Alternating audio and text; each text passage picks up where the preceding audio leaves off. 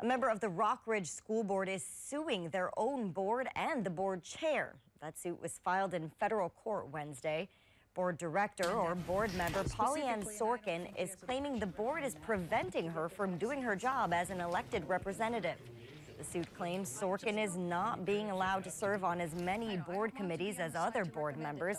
And the suit also alleges she was censured by fellow board members, but was not told any specific reasons for that censure.